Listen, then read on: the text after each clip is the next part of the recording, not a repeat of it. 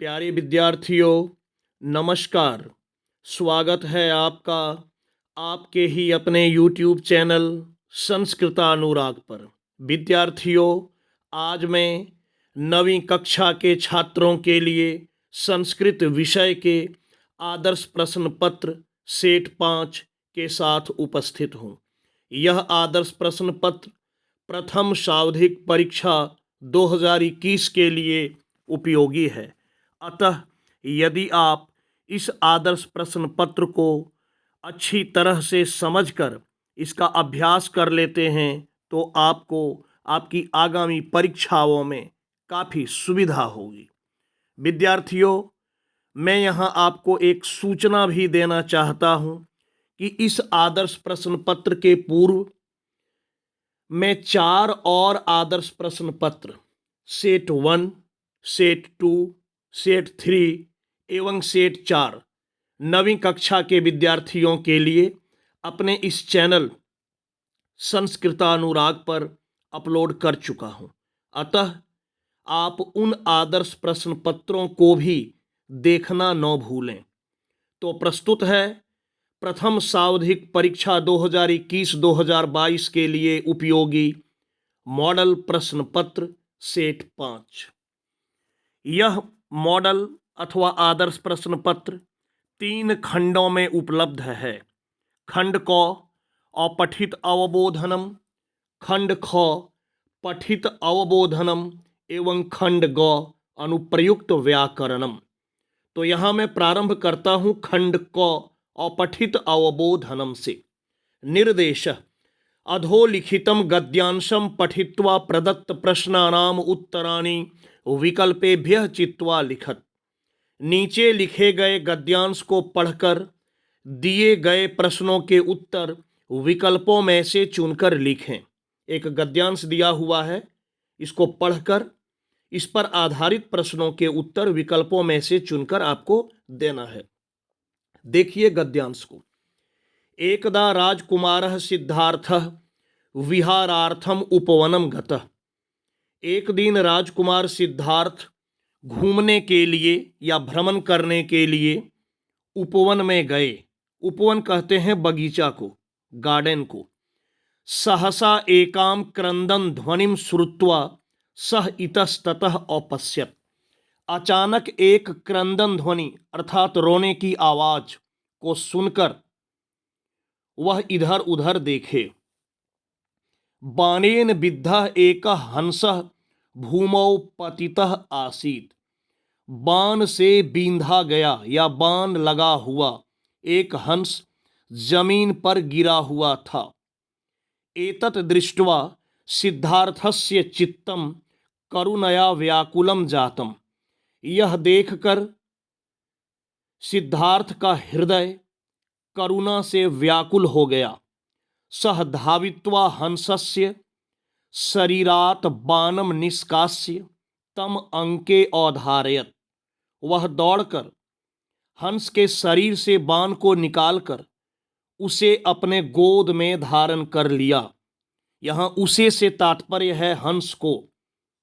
सिद्धार्थ दौड़कर हंस के पास गए, हंस के शरीर से बाण निकाला और बाण निकालकर हंस को अपनी गोद में धारण कर लिया। अत्रांतरे देवदत्तः धावन तत्र प्राप्तः। इसी बीच देवदत्त दौड़ता हुआ वहां आया। सिद्धार्थस्य हस्ते हंसम दृष्ट्वा सह उच्चैः अवदत्। सिद्धार्थ के हाथ में हंस को देखकर वह जोर से बोला, सिद्धार्थ एषः मम हंसः। सिद्धार्थ, यह मेरा हंस है। मया बाणेन निपातितः। मेरे द्वारा बाण से गिराया गया है या मैं इसे बाण से गिराया हूं। अतः मह्यम देहि, इसलिए मुझे दो। यह गद्यांश है। अब देखिए इस पर आधारित प्रश्नों को। पहला प्रश्न, राजकुमारः सिद्धार्थः विहारार्थम कुत्र गतः। राजकुमार सिद्धार्थ विहार करने के लिए या भ्रमण करने के लिए कहाँ गए। ग्रामम, नगरम, विद्यालयम, उपवनम। तो इसका उत्तर होगा चौथा विकल्प घ नंबर उपवनम। दूसरा प्रश्न, क्रंदन ध्वनिम कह श्रुतवान। क्रंदन ध्वनि को किसने सुना? देवदत्त, सिद्धार्थ, हंस, व्याध। इसका उत्तर होगा दूसरा विकल्प ख नंबर सिद्धार्थ। तीसरा प्रश्न, बाणेन विद्धः कः आसीत। बाण से विद्ध या बाण लगा हुआ कौन था? हंसः, काकः, हरिणः, मयूरः।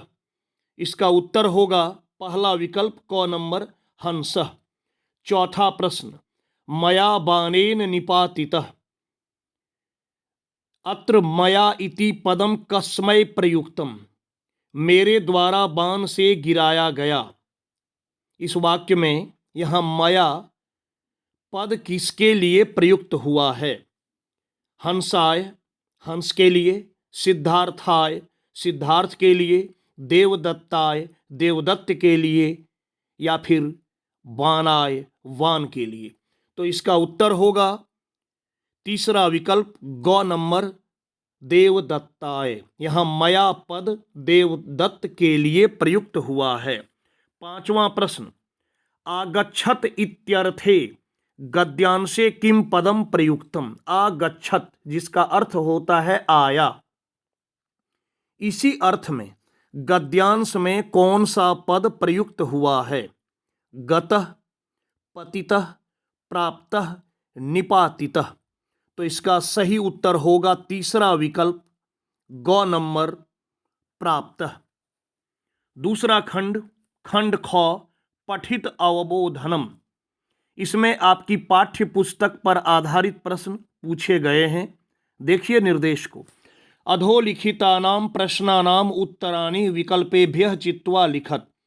नीचे लिखे गए प्रश्नों के उत्तर विकल्पों में से चुनकर लिखें। छठा प्रश्न, भारती वसंत गीतिः इति पाठानुसारेण कोकिलस्य मधुर काकली कस्मिन् ऋतौ श्रूयते। भारती वसंत गीति इस पाठ के अनुसार कोयल की मधुर काकली, काकली कहते हैं कोयल की मधुर आवाज को, किस ऋतु में सुना जाता है या किस ऋतु में सुनने को मिलता है? ग्रीष्म, वर्षा, वसंत, शिशिर। इसका उत्तर होगा तीसरा विकल्प ग नंबर वसंत। सातवां प्रश्न, कोकिलस्य काकलिं श्रुत्वा कविः काम वीणाम निनादयितुम प्रार्थयति।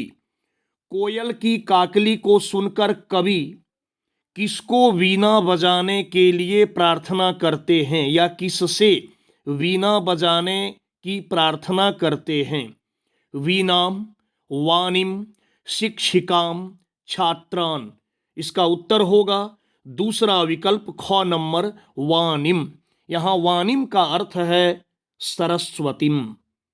कोयल की मधुर काकली को सुनकर कवि माता सरस्वती से वीणा बजाने के लिए प्रार्थना करते हैं, इसलिए दूसरा विकल्प ख नंबर वाणिम सही उत्तर होगा। आठवां प्रश्न, कस्मिन् ऋतौ मंदम मंदम सनीरः समीरः वहति।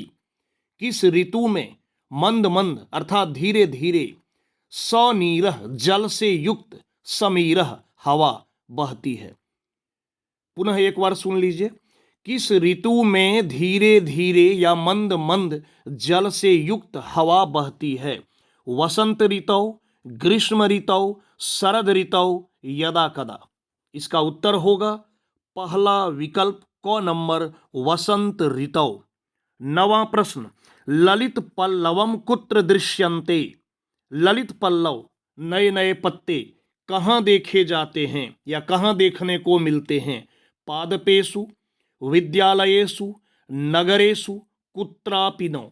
इसका उत्तर होगा पहला विकल्प क नंबर पादपेषु, पौधों पर। 10वां प्रश्न, वीणाम इति पदे का विभक्ति है? वीणाम इस पद में कौन सी विभक्ति है? प्रथमा, द्वितीया, तृतीया, चतुर्थी। इसका उत्तर होगा दूसरा विकल्प ख नंबर द्वितीया। 11वां प्रश्न, स्वर्णकाकः बालिकां सूर्योदयात् प्राक् ग्रामात् बहिः कस्य वृक्षस्य समीपे आह्वयत्। स्वर्णकाकः अर्थात सोने का कौवा बालिकाम लड़की को सूर्योदयात प्राक सूर्योदय के पहले ग्रामात बहिः गांव के बाहर कस्य वृक्षस्य समीपे किस वृक्ष के नजदीक या समीप या पास आह्वयत बुलाया। आम्र वृक्षस्य, निम्ब वृक्षस्य, पिप्पल वृक्षस्य, वट वृक्षस्य। इसका उत्तर होगा तीसरा विकल्प ग नंबर पिप्पल वृक्षस्य।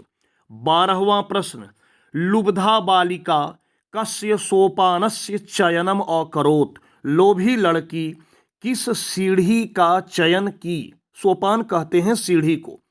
ताम्र सोपानस्य, काष्ठ सोपानस्य, रजत सोपानस्य, स्वर्ण सोपानस्य। इसका उत्तर होगा चौथा विकल्प घ नंबर स्वर्ण सोपानस्य।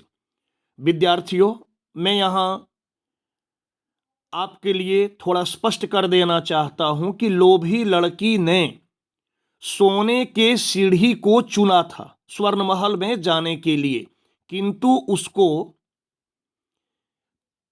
तांबे की सीढ़ी से महल में लाया गया था। तो यहां प्रश्न में है कि लोभी लड़की ने किस सीढ़ी का चयन किया था, इसलिए उत्तर होगा चौथा विकल्प घ नंबर स्वर्ण सोपानस्य। 13वां प्रश्न, बालिका स्वर्ण काकम किम कुर्वन्ति प्रार्थयत। लड़की सोने के कौवे को क्या करती हुई प्रार्थना की। निवारयन्ति, पश्यन्ति, आह्वयन्ति, खादयन्ति। तो इसका उत्तर होगा पहला विकल्प क नंबर निवारयन्ति, उसका निवारण करते हुए, उसको दूर हटाते हुए। 14वां प्रश्न, विनम्रा बालिका कस्याम स्थाल्याम भोजनम अकरोत्। जो विनम्र लड़की थी वह किस थाली में भोजन की।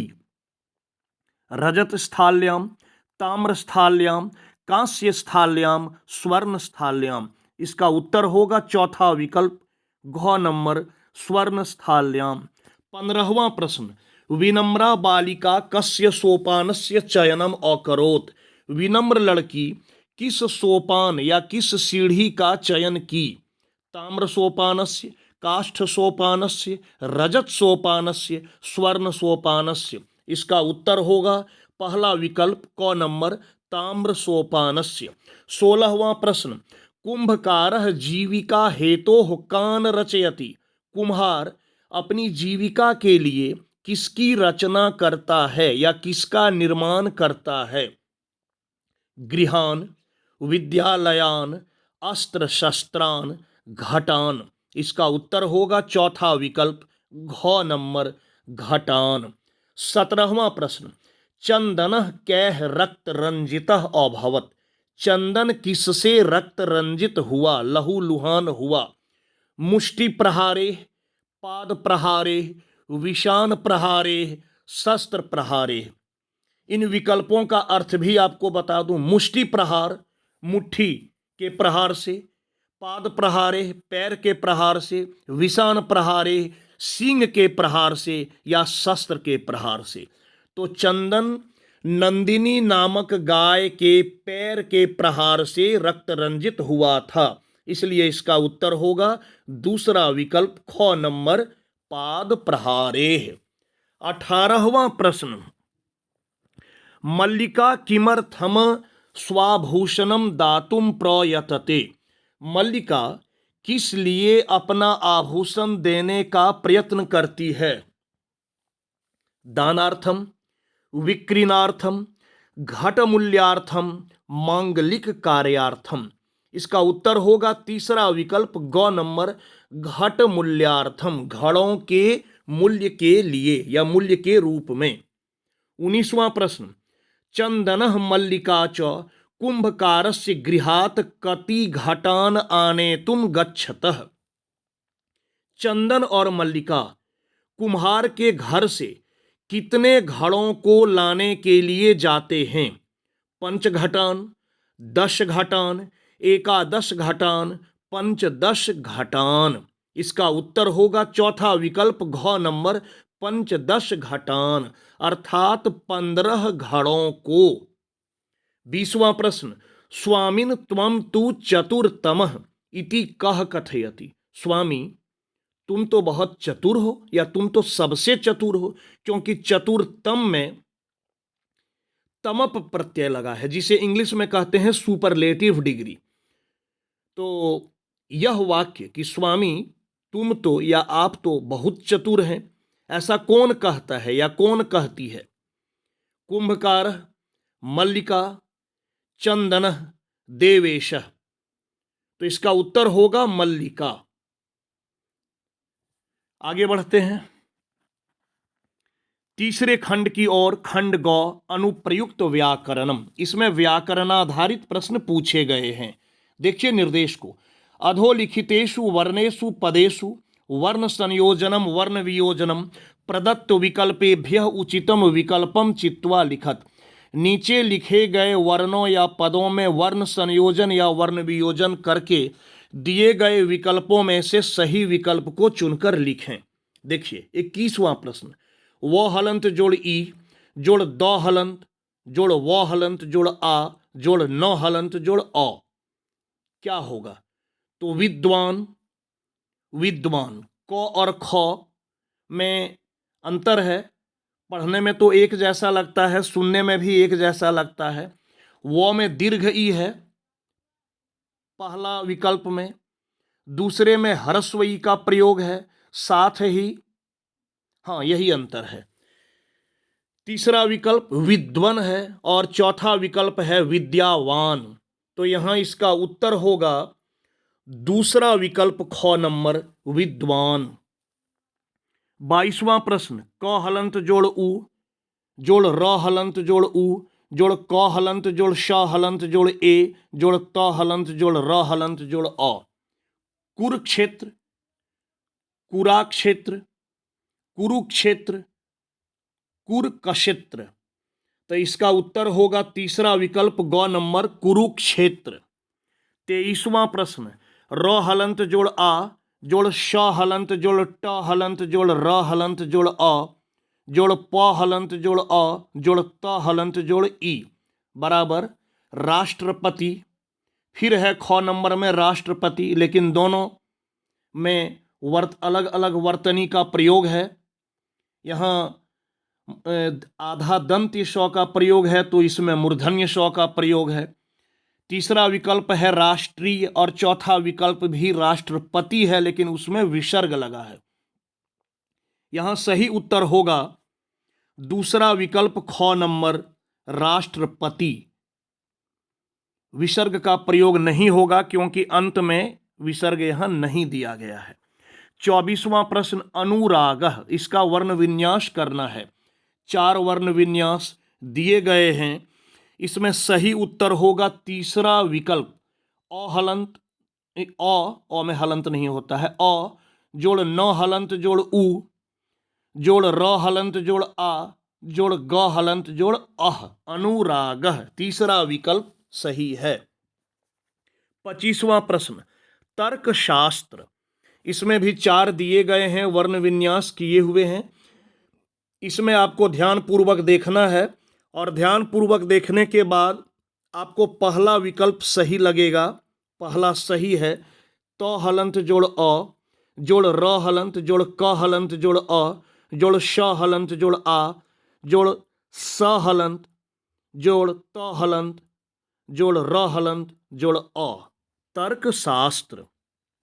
निर्देश दिया गया है कि अधोलिखितानां शब्द रूपानां धातु रूपानां उचितम रूपम विकल्पेभ्यः चित्वा लिखत। नीचे लिखे गए शब्द रूपों या धातु रूपों के उचित रूप विकल्पों में से चुनकर लिखिए। नीचे के प्रश्न शब्द रूप एवं धातु रूप पर आधारित हैं।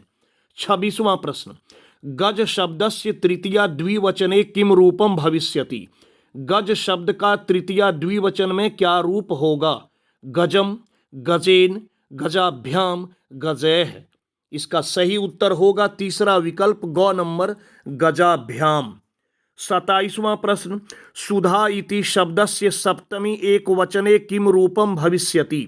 सुधा शब्द के सप्तमी एक वचन में क्या रूप होगा? सुधायाः, सुधया, सुधायाम, सुधाये। इसका उत्तर होगा तीसरा विकल्प ग नंबर सुधायाम।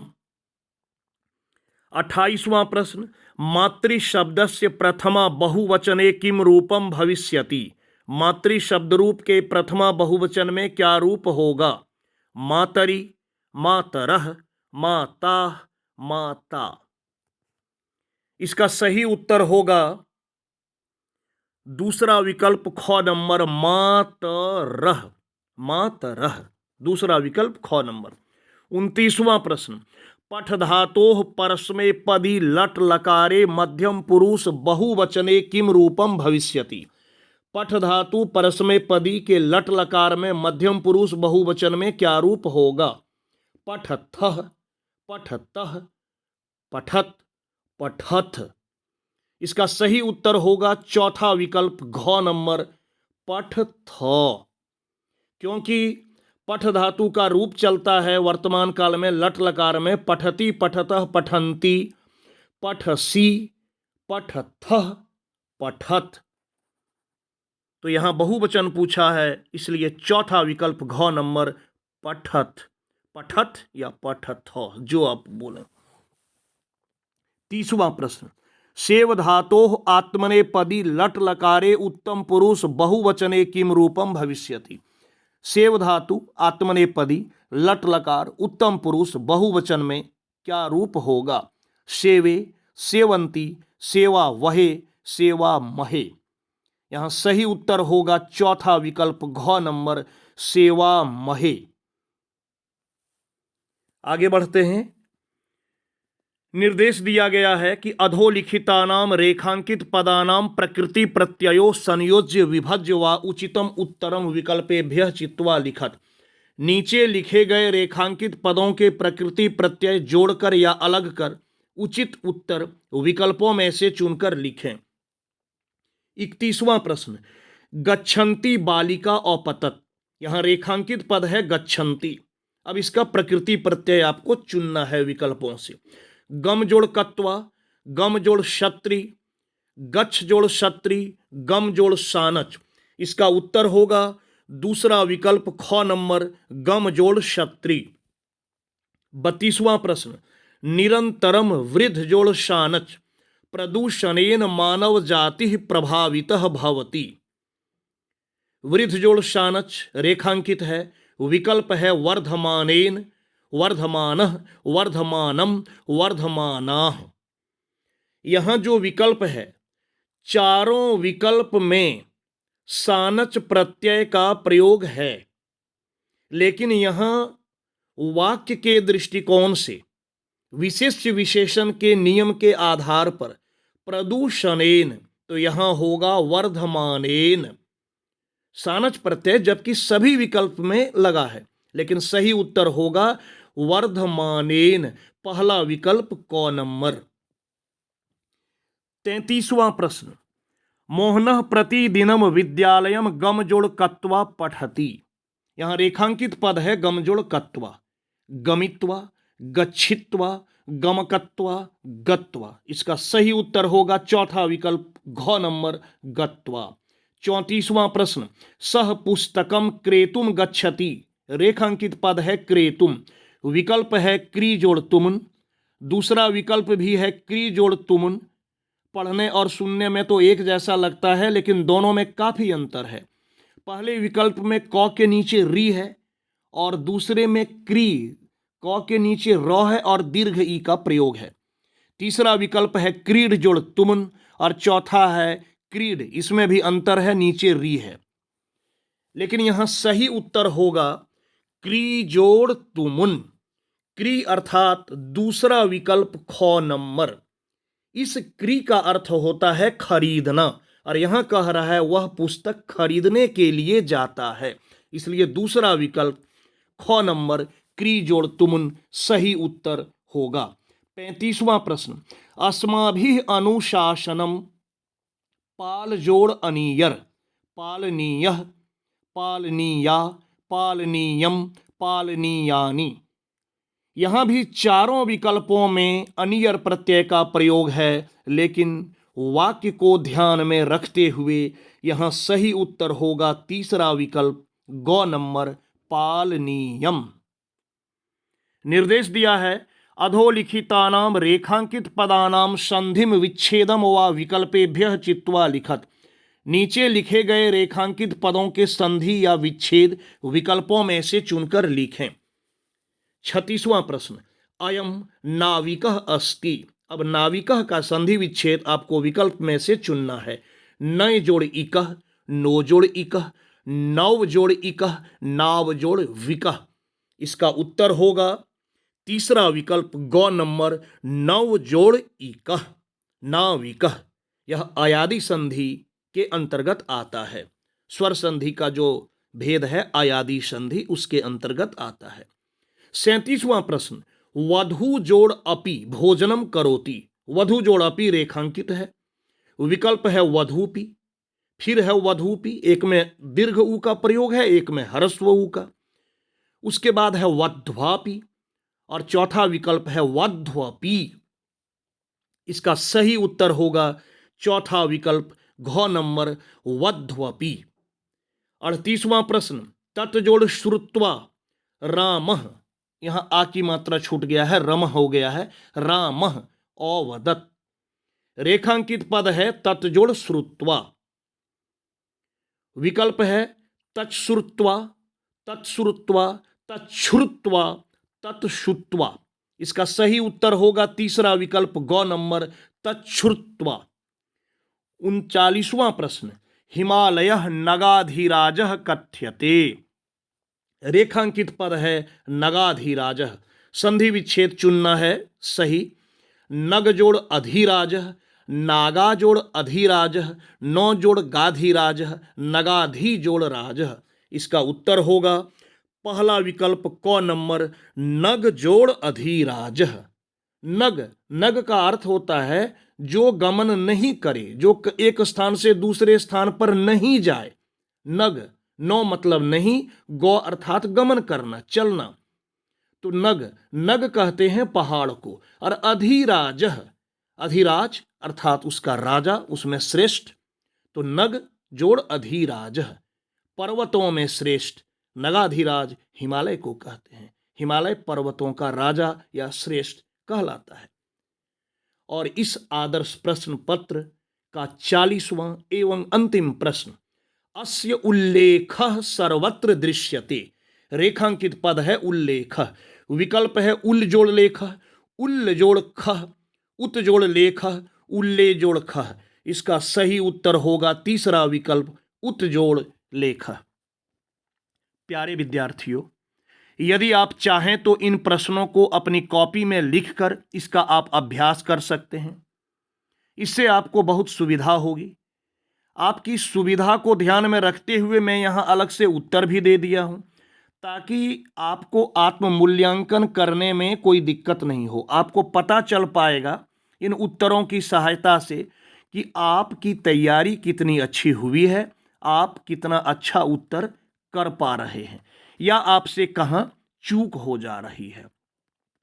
इस प्रक्रिया को आप करके देखें, आपको इसका लाभ आपकी आगामी परीक्षा में अवश्य देखने को मिलेगा। तो प्यारे विद्यार्थियों, अगर आपको आज का मेरा यह वीडियो पसंद आया हो तो कृपया इसे आप लाइक, कमेंट एवं शेयर करके मुझे प्रोत्साहित करने का कार्य करें, ताकि आगे आपके लिए मैं और भी बेहतर एवं उपयोगी वीडियो बनाने का कार्य करता रहूं।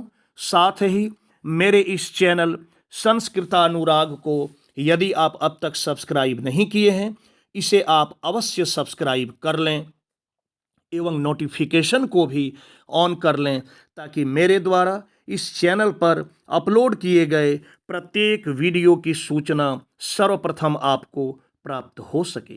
तो आज के लिए इतना ही। आपको आपकी आगामी परीक्षाओं के लिए अशेष शुभकामना एवं मेरी ओर से, मेरे इस चैनल की ओर से बहुत बहुत धन्यवाद।